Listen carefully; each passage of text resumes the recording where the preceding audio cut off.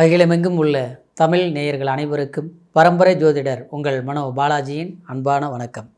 மீனராசி அன்பர்களுக்கு, மீனராசி அப்படின்னா மீனம் குரு பகவானின் அருளை பெற்றவங்க. மீனத்தில் பிறந்தவங்க எப்போவுமே சமுதாய அக்கறை அதிகமாக இருக்கும். ஒரு குடும்பத்தில் இருக்கக்கூடியவங்க, நம்மளுடைய குடும்பம் மட்டும் இல்லை, பக்கத்து வீட்டுக்காரர்களுக்கு ஒரு கஷ்டம்னா கூட ஓடி போய் உதவி செய்யக்கூடிய ஒரு மனநிலை கொண்டவங்க. ரோட்டில் நடந்து போனால் கூட அங்கே ஒருத்தருக்கு ஏதாவது ஒரு பிரச்சனைன்னா வேடிக்கை பார்க்குறது நம்ம வேலை இல்லைங்க, என்ன தேவைன்னு கேட்டு அவங்களுக்கு பண்ணக்கூடியது தான் நம்ம வேலை, மீனராசிக்கார வேலைங்க. அந்த மாதிரி ஒரு சமூக அக்கறை, ஒரு நல்ல இளகிய மனசு, அடுத்தது எது செய்தாலும் நேர்மையாக செய்யணுங்கிற ஒரு விதி விலக்கு கண்டிப்பாக மீனராசிக்காரருக்கு அதிகமாக இருக்கும்.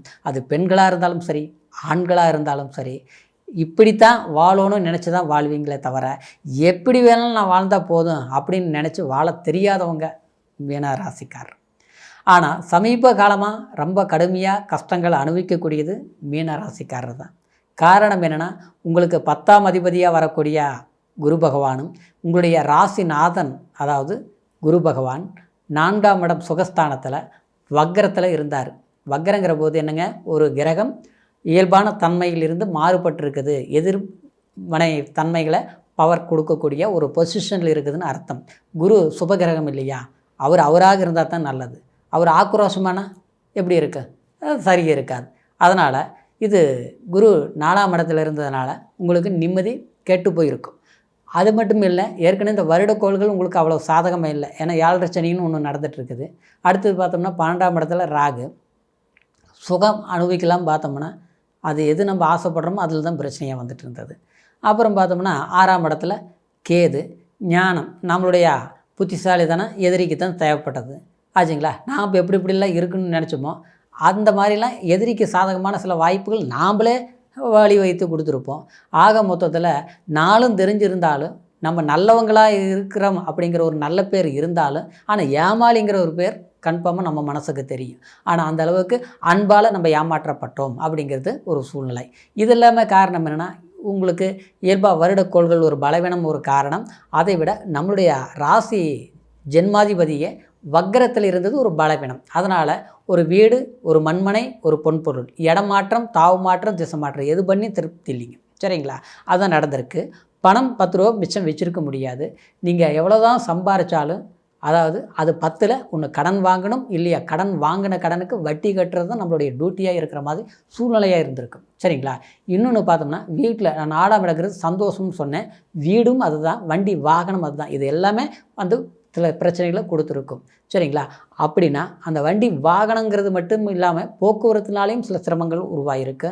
அடிக்கடி ஆரோக்கியம் பாதிக்கப்படுறது, குடும்பத்தில் மருத்துவ செலவுகள் பண்ணுறது.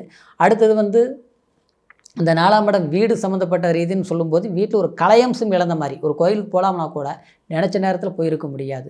இந்த வாரம் போகலாமா, அடுத்த வாரம் போகலாம், அடுத்த மாதம் போகலாம், இப்படி தள்ளி போகிறது.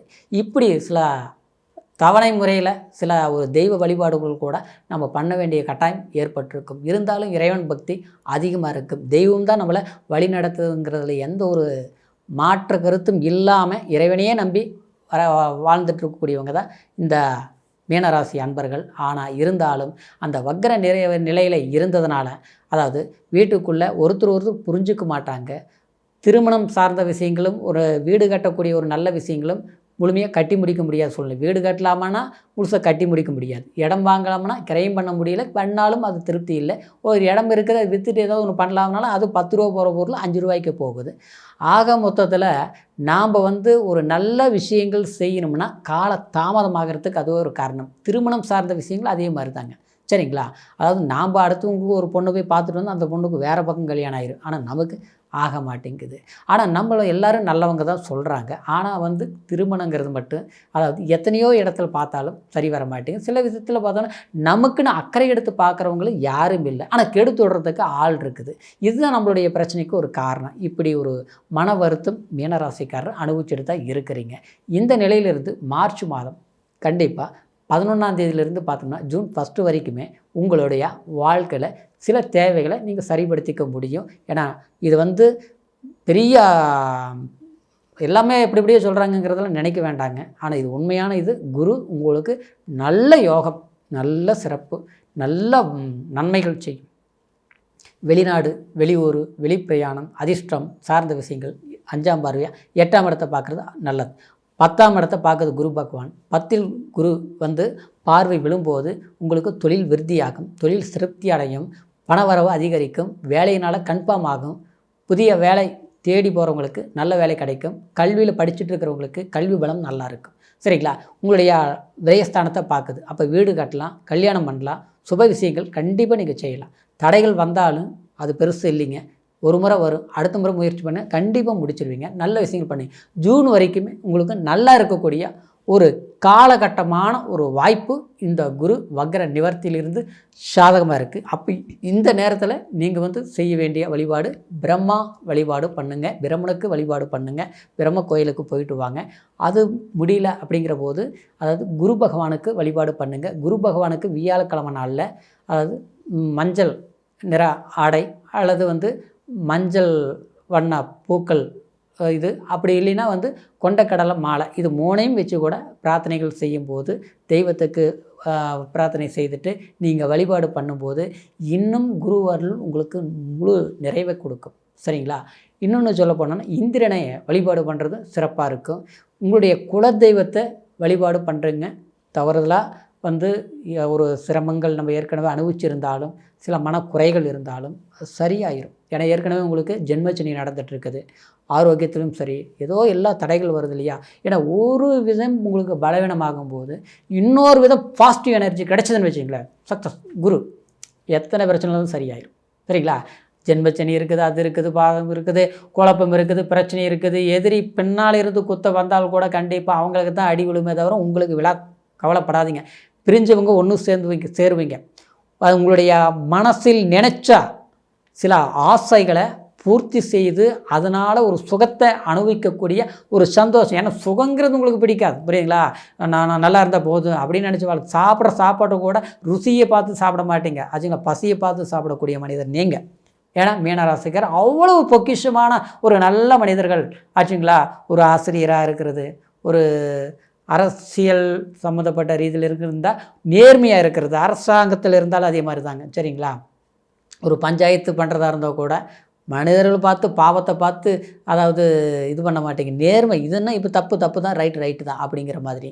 அதாவது வருமானம் மட்டும்தான் நம்மளுடைய குறியாக இருக்காது, அதாவது நம்மளுடைய சேவையும் சரியாக இருக்கணும்னு நினச்சி எந்த ஒரு வேலையும் செய்யக்கூடிய மீனராசி அன்பர்களுக்கு இந்த குரு பகவான் வக்ர நிவர்த்தி காலம், அதாவது இந்த மார்ச் 11ஆம் தேதியிலிருந்து புதிய முயற்சிகள் உங்களுக்கு அற்புதமான நன்மைகள் கொடுக்கும். ஏன்னா குரு பகவான் தான் எந்த ஒரு பிரச்சனைகளுக்கும் தீர்வுகளை ஏற்படுத்துறது பணத்தின் மூலம் தான். அப்போது அந்த பணத்தின் காரக கிரகமே குரு பகவான் தான். சரிங்களா? அது உங்களுக்கு ஜென்மாதிபதி குரு, ஆச்சுங்களா? புத்திரக்காரகன் சொல்லுவோம் குரு பகவான். அது மட்டும் கிடையாது, திருமணத்தை ஏற்படுத்தி கொடுக்கக்கூடிய யோகக்காரகன் குரு பகவான் சொல்லுவோம். சரிங்களா? தனக்காரகன், அதே மாதிரி கல்விக்கு காரகன். குழந்தைங்க ரொம்ப டல்லாக படிச்சுட்டு இருக்கிறாங்கன்னா மீனராசிக்கார குழந்தைங்க இப்போது அருமையாக படிக்க ஆரம்பிச்சிருவாங்க. சரிங்களா? படிப்பு முடித்தவங்களுக்கு நல்ல ஒரு வேலை கிடைக்கும், வெளிநாடு வாய்ப்புகள் கண்டிப்பாக கிடைக்கும். அதனால் மனசில் சில குறைகளும் கவலைகளும் ஏற்பட்டால், மற்றவங்களால் ஏற்பட்ட சில வலிகளும் வேதனைகளுக்கும் சில மருந்தாக சில நல்ல விஷயங்கள் மீனராசி அன்பர்களுக்கு கண்டிப்பாக கிடைக்கும். இந்த மார்ச் 11இலிருந்து ஆரம்பம் ஆமோகம். இப்போ சொன்ன பலன் கோச்சார் அடிப்படையில் நான் சொல்லியிருக்கிறேன். கோச்சாரங்கிறது நம்மளுடைய ராசி சந்திரன் மதி, அதாவது நம்மளுடைய எண்ணங்களை சரிங்களா பிரதிபலிக்கக்கூடிய தான் கோச்சார பலன்.